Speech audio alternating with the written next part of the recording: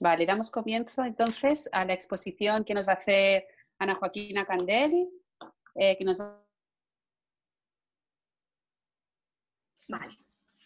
Bueno, antes de empezar, he de decir que esta mañana me he despertado un poco nerviosa y he dicho, bueno, voy a leer mi horóscopo a ver qué me tienen los astros deparado para este día de hoy tan importante. Y hoy he tenido suerte porque resulta que hoy voy a tener un día excelente en todos los aspectos, pero sobre todo en el ámbito laboral. Solamente espero que los millones de Leo que hay en el mundo como yo les pase exactamente lo mismo que a mí y tengan tanta suerte.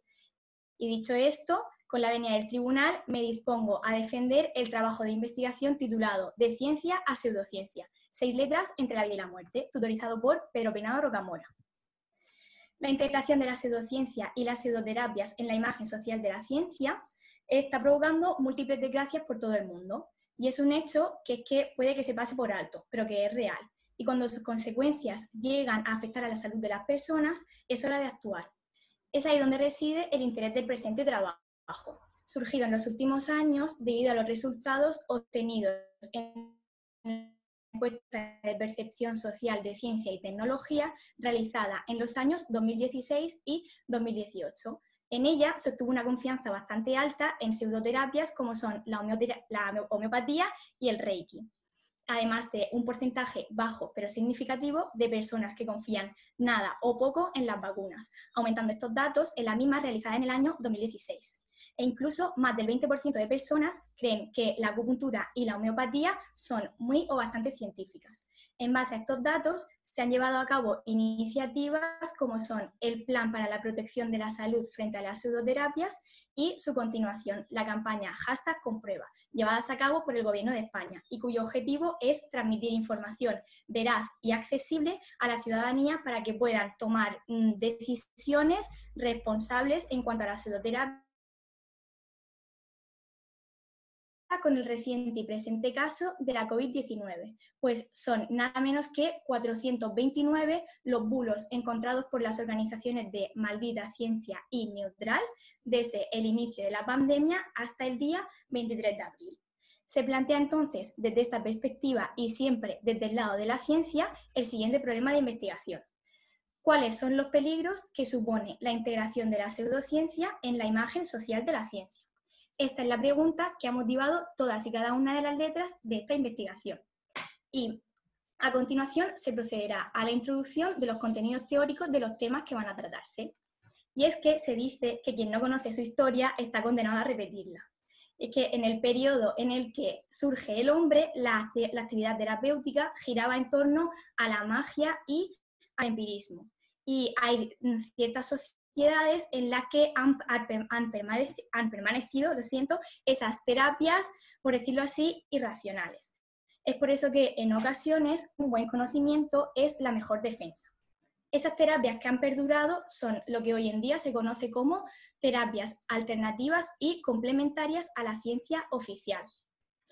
Es ahí de donde surge su denominación como pseudociencia o, como su prefijo indica, falsa ciencia, ya que Schultz afirma que los postulados de los que parten sus deducciones son irracionales y carecen de un estudio crítico con el que se contraste su funcionamiento con las consecuencias que producen en la sociedad. Pero ¿a qué se debe ese interés actual en la pseudociencia? Pues la interacción entre el interés, el conocimiento, la confianza, el compromiso, la acción y la percepción de la ciencia es lo que, según Muñoz, García y Laspra indican, representa la imagen social que las personas elaboran de la ciencia, la cual es muy importante en un momento en el que las redes sociales nos mantienen expuestos a recibir información perteneciente a cualquier ámbito, puesto que nos permite analizar esa información para después retenerla en su cerebro o desmentirla.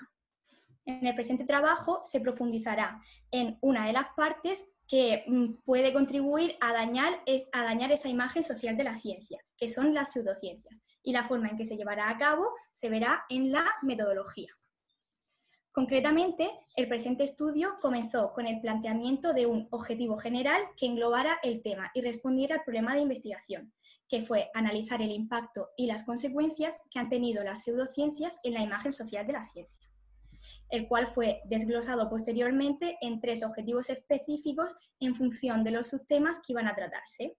Esos objetivos específicos fueron uno primero centrado en la medicina alternativa y complementaria o, como me gusta a mí decir, las pseudoterapias. Un segundo objetivo en el que se concreta en la pseudoterapia de la homeopatía, puesto que supuso el motor de esta investigación, y un tercer objetivo que trata la pseudociencia de una forma más general. Para dar respuesta a esos objetivos, se planteó una investigación con un alcance exploratorio, puesto que se trata de un fenómeno desconocido o poco estudiado, con un enfoque cualitativo y un método mixto de recogida de datos, puesto que se utilizaron instrumentos tanto cualitativos como cuantitativos. Dicha investigación cuenta con un experimento con 2 instrumentos. El primero de ellos fue el cuestionario Imagen Social de la Ciencia, el cual está basado en anteriores cuestionarios realizados por la Fundación Española de Ciencia y Tecnología y por el CSIS. Ese cuestionario se divide en 4 partes. Una primera parte en la que se realizan preguntas para clasificar a los encuestados en función de su género, su edad o incluso su ideología. Una segunda parte en la que se pregunta sobre la confianza que se tiene en las pseudoterapias. Una tercera parte concretada en la pseudoterapia de la homeopatía. Y una última parte en la que se analiza la imagen y el conocimiento que se tiene de la ciencia en la actualidad. El cuestionario fue lanzado el día 24 de noviembre de 2019, tras haber elaborado un pretest que fue compartido con 20 personas. Este se compartió por redes sociales a través de un muestreo de bola de nieve hasta llegar a 385 encuestados, mayoritariamente españoles. En cuanto al segundo instrumento, se realizó un análisis documental basado en la metodología llevada a cabo por Posadzki, Alotavi y Ernst, en la que recogen una serie de casos en los que se había recurrido a homeopatía. En este caso, han sido 223 los documentos seleccionados de los 627 documentos consultados, los cuales han tenido cualquier tipo de relación con la pseudociencia.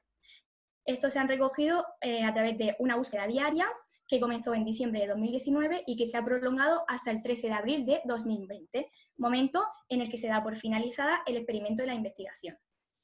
La selección de esos documentos siguió una serie de criterios, los cuales fueron: el primero, que fueran publicados en una fecha entre 2015 y 2020, excepto algunos que por su relevancia se ha considerado añadir; el segundo, que hubieran tenido alguna repercusión en la sociedad, desde haber provocado una enfermedad hasta un impacto mediático; el tercero, procedentes de una fuente fiable; y el último, que no fueran redundantes. De manera general, el proceso de la presente investigación se ha dividido en 3 fases. Una primera fase en la que se construye el objeto de estudio, pues tras un largo recorrido por la homeopatía, en septiembre de 2019 se decidió ampliar el enfoque de la investigación a la pseudociencia en general. Entonces se llevó a cabo de nuevo la revisión bibliográfica, se plantearon un nuevo problema y objetivos y se diseñó un nuevo experimento de acorde a los mismos. En segundo lugar, la fase experimental, en la que se aplicaron los instrumentos de investigación y que tuvo lugar en 3 etapas que serán explicadas posteriormente. Y por último, la fase analítica, en la que se recogieron los datos recopilados en todos los instrumentos para realizar las conclusiones del trabajo. Sin embargo, la parte que constituye el cuerpo de esta investigación debido a su complejidad es la fase experimental. Esta se llevó a cabo en 3 etapas. Una primera etapa en la que se conforma, se publica y se analiza el cuestionario. Una segunda etapa donde comienza el segundo instrumento, en la que se inicia una búsqueda diaria intensiva de cualquier tipo de documento relacionado con la pseudociencia, los cuales fueron todos recogidos en una hoja de Microsoft Excel y clasificados en función de una serie de criterios, como el tipo de consecuencia que habían tenido en la sociedad, el tipo de información o incluso destacando algunos de los aspectos más relevantes de los mismos.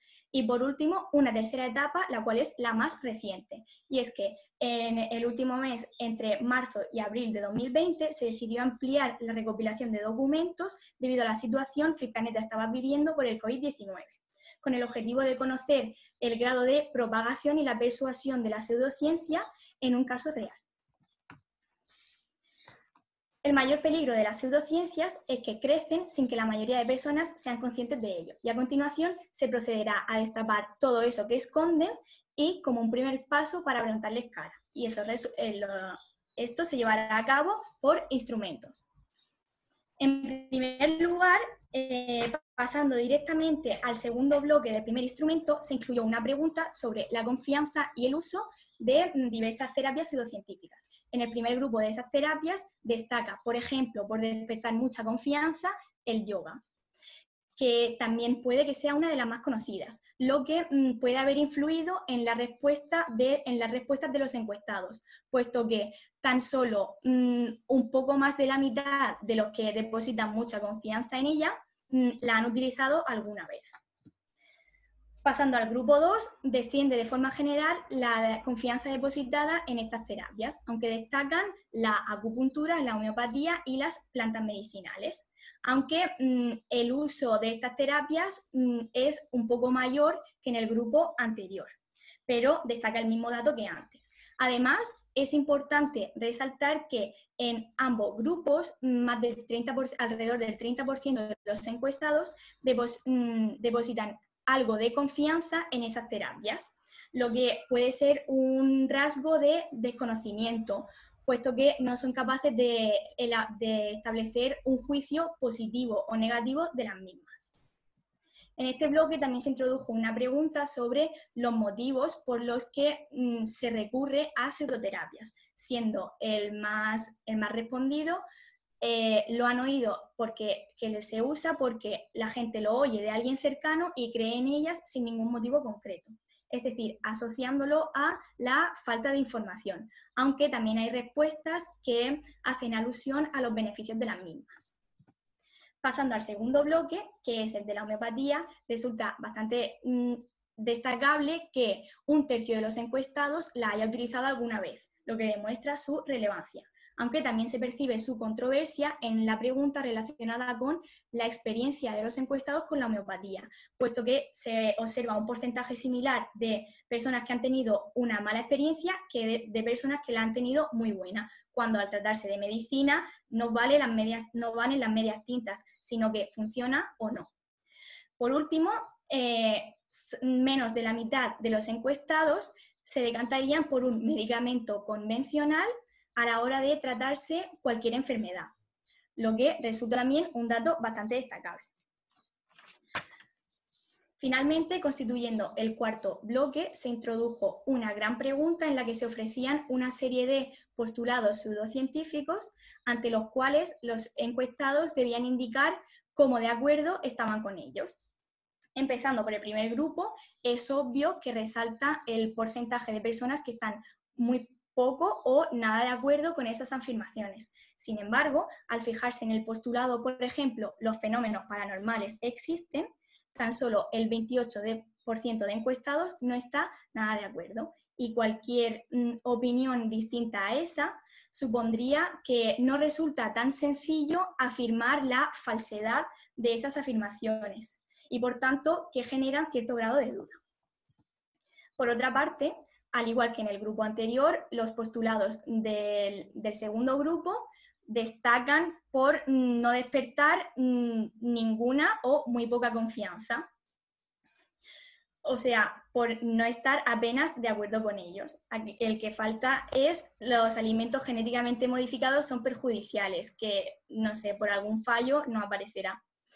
En estos postulados, como puede apreciarse, se trata de afirmaciones que pueden llevar a movimientos como el movimiento antivacunas, el cual puede tener un 1% de personas que están a favor del mismo, pero esto funciona de forma distinta a la anterior, puesto que cuando una persona no se vacuna, no solamente se pone en riesgo a uno mismo, sino que pone en riesgo a todas las personas que están a su alrededor. En cuanto al segundo instrumento, este comenzó con un análisis de la evolución de documentos que hacían referencia a cualquier tipo de pseudociencia en el intervalo 2010 y 2020. En él destaca el avance que se produce desde 2010 hasta 2018, es decir, en tan solo 8 años, casi se multiplica por 10 el número de documentos en millones que hay sobre pseudociencia. Y además, en lo que llamamos de año 2020, son 64 millones los documentos registrados.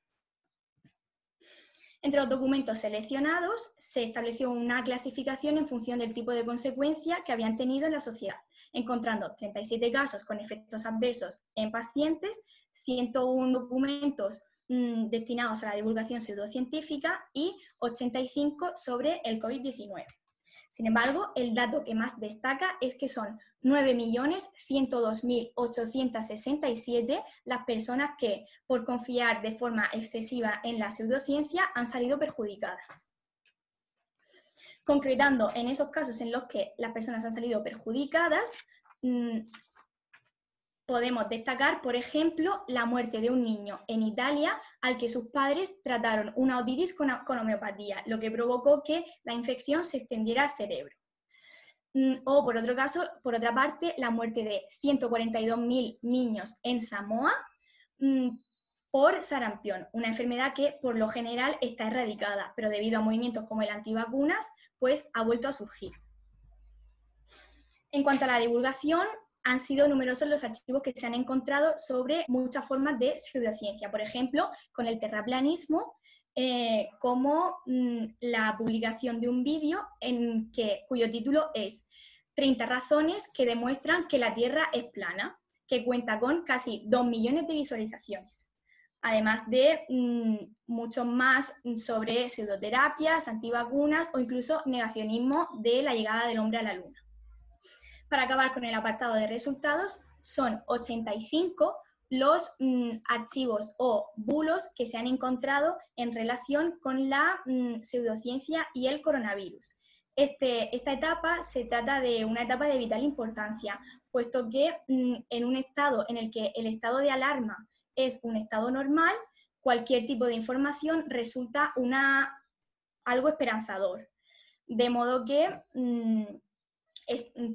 personalmente estoy segura de que cualquiera de ustedes ha recibido por WhatsApp o ha leído en Twitter, por ejemplo, que el ibuprofeno era perjudicial para el virus, que existen dietas o medicina natural que pueden prevenirlo, o, lo más importante, el negocio del cloruro de sodio o MMS, el cual afirman que puede curar el virus en 24 horas. Sin embargo, no es así, sino que es muy perjudicial. Entonces, se dan 150.000 muertes, 64 millones de archivos, 9 millones de afectados y una sola causa. Son números que pueden ser insignificantes a primera vista, pero a la hora de analizarlos e interpretarlos son mucho más que eso. Esa interpretación se llevará a cabo en respuesta a cada uno de los objetivos específicos en los que se ha dividido el objetivo general. Y en primer lugar, en el primer objetivo específico sobre la medicina alternativa y complementaria, se ha detectado un alto nivel de desconocimiento sobre la misma, lo que es uno de los principales motivos de su integración. Además, se ha detectado una presencia común de las pseudoterapias en la sociedad, debido al tan grande número de documentos que se han encontrado. Y, por último, se ve que, debido a los resultados obtenidos en el cuestionario, más de la mitad de los encuestados cree en sus beneficios. Al pasar al segundo objetivo, aquel sobre la homeopatía, se sabe que hay una extendida creencia de que es una terapia que ayuda a estar más sano y también que es una de las pseudoterapias más utilizadas y de mayor controversia, debido a la variedad de resultados obtenidos en el cuestionario y también a que en el apartado del segundo instrumento sobre los casos con efectos adversos en los pacientes, la homeopatía forma parte de 390 de esos casos. Y por último, un dato algo esperanzador es que suele utilizarse para tratar enfermedades leves o simplemente para relajarse. Finalmente, para dar respuesta al tercer objetivo, el cual trata de la presencia de la pseudociencia en general en la sociedad, pues se ha concluido que las redes sociales son un punto a favor para su propagación y que en ellas estas se muestran de forma muy llamativa. Sin embargo, si hay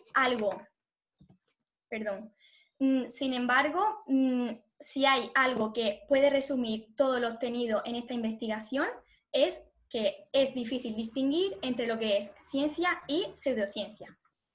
para que puedan hacerse una idea a escala real de la situación y respondiendo de esta manera al objetivo de general, pueden apreciar las proyecciones que se han hecho sobre el grado de presencia de algunas creencias pseudocientíficas en millones en la sociedad española. Y es que teorías como que la Tierra es esférica son verdades universales que puede que mucha gente dé por obviedades. Sin embargo, 15 personas de 385, lo que supondrían 3 millones de personas a nivel nacional, creen que la Tierra es plana. Es por eso que tan solo una persona que esté de acuerdo con afirmaciones como que los antibióticos son perjudiciales para la salud ya implica que esas creencias no han desaparecido, sino que están presentes entre ustedes, aunque a veces ni siquiera se note. Ese es el principal motivo de esta investigación, alertar e informar de que la pseudociencia se trata de un fenómeno contagioso y en crecimiento que está amenazando a la ciencia en general y a su salud en particular. Y para terminar, como un hombre muy sabio me dijo una vez, me gustaría proclamar que lo que se está haciendo en los laboratorios no se destruya en las redes sociales.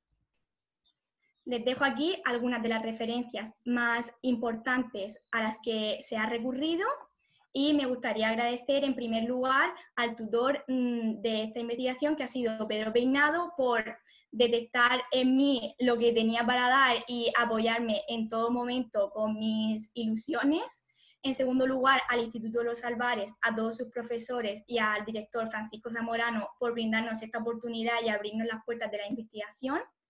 A todos mis compañeros de clase, mis amigos y en especial a Sara, porque sin ella este año habría sido totalmente distinto. Y por último a mi familia y en concreto a mi madre, porque son mi pilar fundamental. Y dicho esto, me pongo a disposición del tribunal. Pues enhorabuena, Ana Joaquina. Ha sido una exposición excelente, una contundencia numérica y expresiva fantástica. Me ha gustado mucho. Bueno, doy paso a tu tutor para ver qué quiere decir él.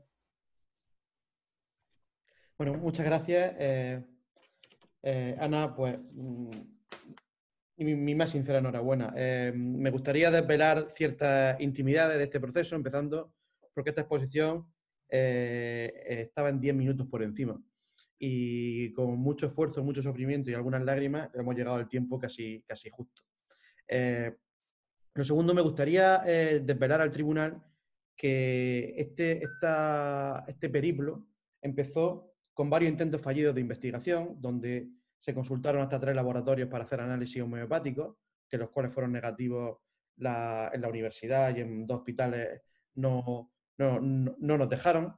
Después intentamos hacer, cuando digo intentamos, quiero decir intentó. Yo lo que pasa es que me meto dentro del saco para sentirme importante. Pero intentó hacer una prueba con homeopatía tomando las presiones del alumno. Tampoco se pudo hacer finalmente. Y a mitad prácticamente del verano, casi ya septiembre, octubre, estaba a cero la investigación. Estaba solo con un marco teórico. Y con una autonomía, con una fuerza y con una determinación sin límite, empezó a rebuscar en todas las partes que era posible, con una fe inquebrantable en su capacidad, a encontrar esta vía de investigación, que no puede ser más rotunda, no puede ser más acertada y no puede ser más pura de investigación que la que hemos visto. Entonces, estamos delante de una investigadora paradigmática, es decir, donde ojalá yo a su edad tuviese la mitad de solvencia que ella ha demostrado. No puedo otra cosa que sentirme más orgulloso de ti y creo que en las dificultades que has tenido en la investigación duplican el resultado que acabamos de ver. Y no tengo más que decir, aunque diría bastante más. Gracias. Gracias, Pedro. Pues doy la palabra a Manuel, por si quiere también decirle algo a Ana Joaquina. Hola, buenas tardes, Ana Joaquina. Hola. ¿Qué tal? Muy bien. ¿Estás bien, no? Oye, al principio que has dicho que habías leído el horóscopo. Sí. De hecho, Y, es verdad, lo he leído. y tu jefe dice que vas a ser buena investigadora. Espero que sí. Pues yo te digo que leyendo horóscopos no, ¿eh? Hay una diferencia entre astrología y astronomía, que es ciencia y creencia, ¿eh? Pero me gustaría interrumpir. No puedes. Y entiéndase que ha sido irónico. Ah, Pues bueno, yo estoy diciendo... quiere decir yo que ha sido un giro teatral en la interpretación. Claro, no hay una científica más pura y más aversa a estas circunstancias que Ana Joaquina, así que tómese una escenificación de lo que venía después. Simplemente, y siento, Patricia y Tribunal, haber interrumpido. Simplemente para... ¿Sabes tarjeta roja? Vale, Pedro, No, silencio. no, lo que iba es a comentar con ella, nada más, a hacer ciertas apreciaciones. Tú piensas que... Tú conoces a Oficus, por ejemplo, una constelación. ¿Por qué? No. No, O sea, ¿crees simplemente en lo que lees, en los horóscopos? no, que va, si yo no me lo he hecho en plan como si fuera una especie de que son el mismo horóscopo que yo en el mundo les pasa exactamente lo mismo que a mí, porque es que eso no se puede creer, es imposible creerlo. Ya, ya. Bueno, luego hay otras cosas que he visto de ahí que me parece interesante, pero que sí se puede distinguir la ciencia de la pseudociencia. Lo que pasa que también la ignorancia va creciendo también, que eso es otro problema. Es decir, yo creo que la ignorancia va muy asociada a las creencias y a las pseudociencias.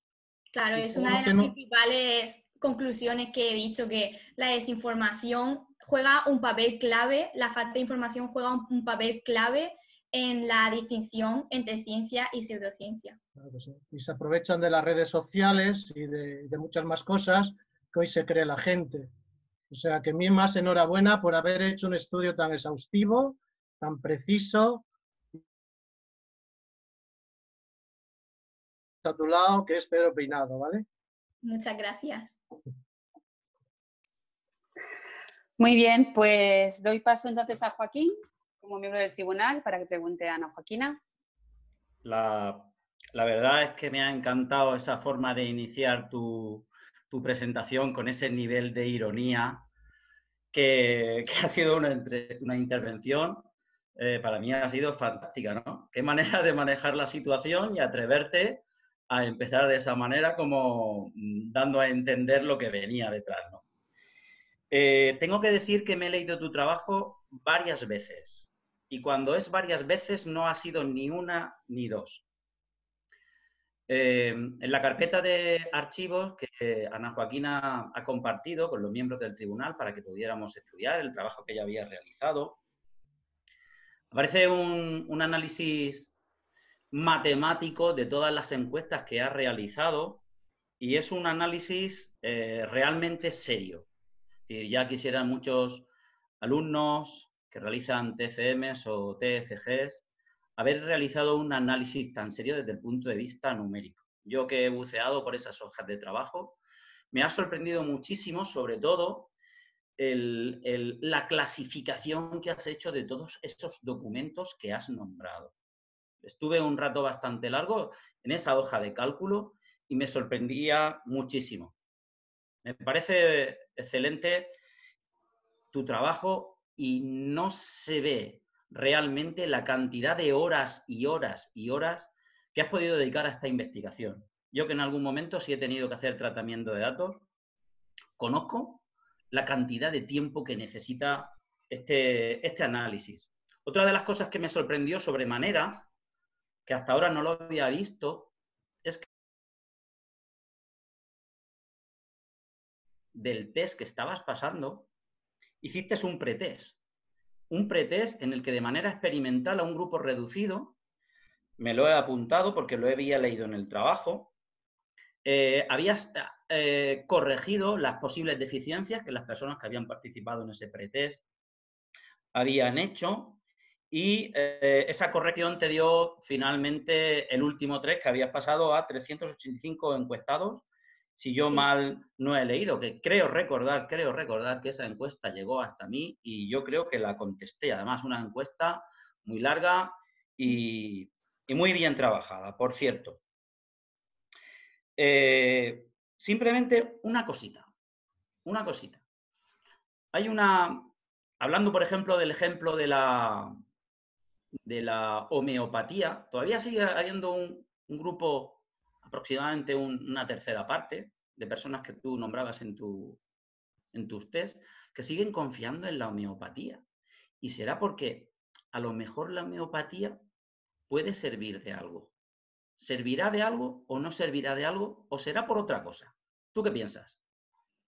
En mi opinión, prácticamente debido a su composición, porque es que está compuesta básicamente por agua y un principio activo tan diluido que no puede ser eficaz. Yo creo que si funciona es debido al efecto que usted conoce, el efecto placebo, que es que el medicamento no es que funcione en sí, sino que psicológicamente el hecho de creer que está funcionando, pues al final dices, es verdad, funciona. Porque yo misma conozco a muchísimas personas que confían en la homeopatía, o sea, que no es algo que tú digas, ¿cómo puedes creer en la homeopatía? No, es que es algo bastante común. Por eso se decidió empezar por ella, porque es una de las más comunes. Bueno, pues Ana, te felicito, tu trabajo me parece excelente, brillante, y quiero felicitar también al director de tu trabajo, a Pedro Peinado. Muchas gracias. Venga, pues te voy a preguntar yo. A ver, como matemática que soy, ¿no? Que veo belleza en las cosas que tienen sentido y que son porque vienen deducidas con argumentos que nadie puede decir que no, porque toda la deducción matemática es segura, o sea, todo viene de un razonamiento lógico que parece que es indudable. Y voy a citar una frase de tu trabajo que dice: la imagen social de la ciencia está en peligro, Candel 2020. ¿Cuáles son los motivos? ¿Cuáles crees tú por qué la gente tiene esta mala imagen de la ciencia? ¿Es ese a lo mejor esa pregunta o no entender por qué el rigor científico, por qué el pensamiento científico tiene tan mala imagen? ¿Ha sido ese a lo mejor uno de los motivos por los que has escogido este tema? Podría ser, sí, pero a lo que me refiero con que la imagen social de la ciencia está en peligro es a que con los datos obtenidos, pues hay teorías no científicas que, por decirlo así, están sustituyendo a la ciencia, porque está como de moda lo alternativo y eso a mí me parece que no debería ser una moda, que la ciencia no va de modas, la ciencia es algo que tiene que estar siempre porque no hay mayor evidencia que la ciencia demuestra.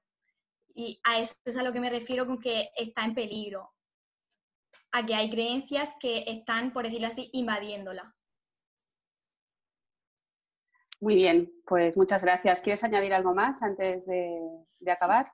Me gustaría añadir que, como ha dicho Joaquín, ofrezco a todas las personas que han asistido a la presentación y bueno, a todo el mundo a que consulte los anexos del trabajo, porque se trata de algo muchísimo más grande que 4 ejemplos, que ha sido lo que he podido decir en la presentación, porque realmente la recopilación de documentos ha sido un trabajo bastante largo y extenso. Y por otra parte, me gustaría añadir que ahora mismo, en el momento que estamos de la situación del coronavirus, por tratar una de las pseudociencias, me gustaría decir que mientras hay personas que están en contra o que dudan en sus casas, esperando a que la ciencia traiga una vacuna para que puedan volver a la vida normal.